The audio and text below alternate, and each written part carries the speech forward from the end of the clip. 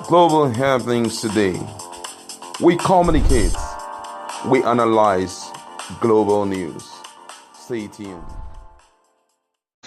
Hello, great people. Welcome back to Global Happenings. Today, we're so excited to have you again. One that shall never end, I must say, especially when it comes to Nigerian politics. Anything is possible. We know about democracy being government of the people, for the people, and by the people. But right now, elected officers seems to value themselves, especially in the face of any form of inflation or difficulty, than the people they have been sent, to represent. And that is coming on the wings of the latest news in town that there had been an offshoot in the salaries of elected officers in Nigeria. The president is part of it, and you're going to hear the exact increment that have been given to them, talking about the percentage. And I must say, Nigerians have really roar over this particular move by the Bola Ahmed Tinubu administration. And according to the news, the Revenue Mobilization Allocation and Fiscal Commission (RMAFC) has approved a 114% increase in the salaries of elected politicians, including the president, vice president, governors, lawmakers, as well as judicial and public office holders. RMAFC is saddled with the responsibility of determining the remuneration appropriate for political office holders, including the president, vice president, governors, deputy governors, ministers, commissioners, special advisors, legislators, and the holders of offices as mentioned in Section 84 and 124 of Nigerian Constitution.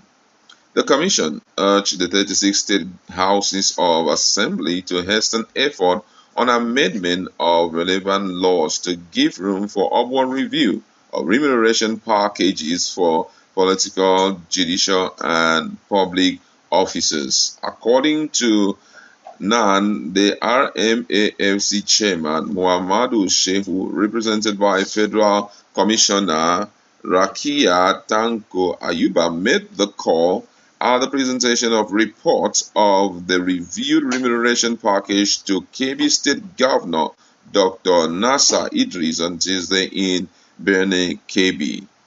He said the implementation of the reviewed remuneration packages was effective from January 1st, 2023, adding that the move was in accordance with the provision of paragraph 32, subsection D of Part 1 of the third schedule of the 1999 Constitution of the Federal Republic of Nigeria as amended. He said the last remuneration review was conducted in 2007, noting that it culminated in the certain political, public, and judicial office holders' salaries and allocation amended Act 2008. Shehu said, and I quote his word, he said, it empowers the Revenue Mobilization, Allocation, and Fiscal Commission to determine the remuneration appropriate for political office holders, including the president, vice president, governors, deputy governors, ministers, commissioners, special advisors, legislatures, and the holders of the offices mentioned in Section 84 and 124 of the Constitution of the federal government, also guarded by some principles including equity and fairness, risk and responsibilities, national order of precedence, motivation, and tenure of office. Shehu said that having considered the impact of the review on the economy, the remuneration of the political, public, and judicial office holders in the country was adjusted upward by 114%. The chairman explained that with respect to the judicial office holders, the commission considered the introduction of three new allowances. He listed the allowances to include professional development assistant. This is to allow for the provision of two law clerks to all judicial officers in the country.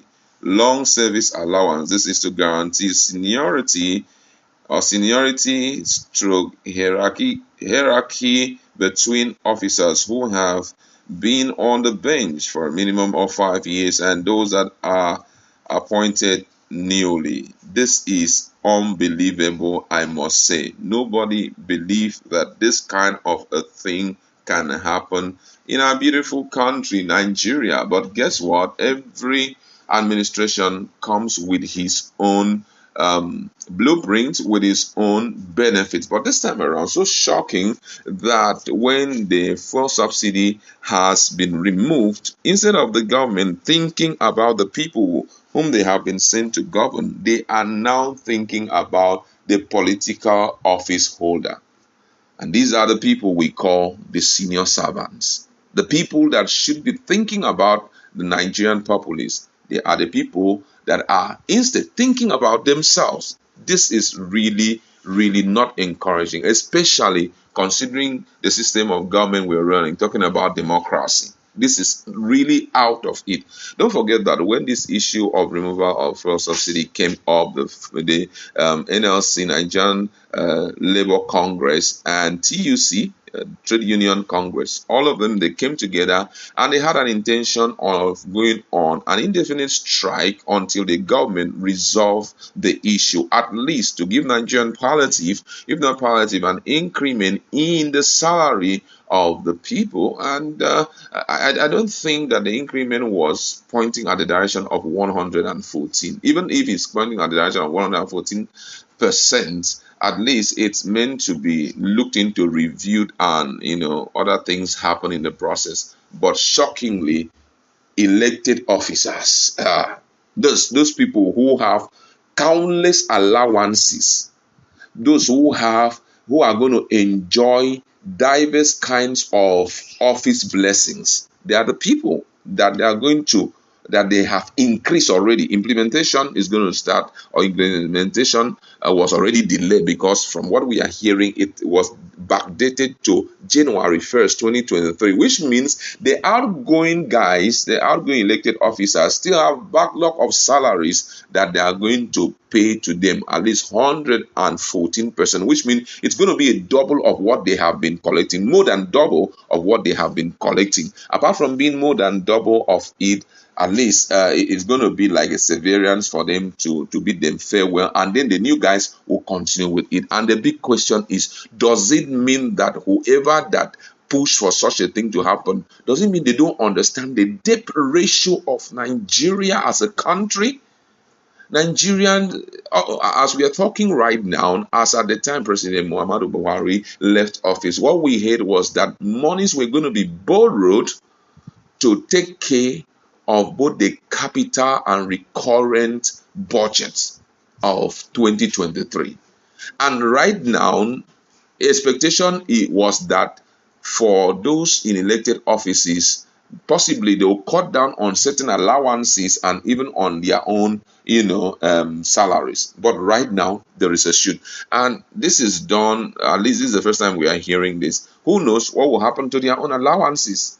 Who knows what will happen to other things that are going to be enjoying? I mean, this is, for me, outrightly a move that will put a serious question mark on this particular government. And I think at this point, NLC need to wake up from their slumber. Yes, they brought up a court order that they don't have any right to go on anything called strike. But I think this should be enough reasons why Nigerians would say to the government, we can't watch this happen. We elected you people into office. This is not right. I mean, this with this, it awakens one of the most key desire of Nigeria to see Peter Obi running this country. Because I could still remember when we heard about his biography when he was in Anambra State.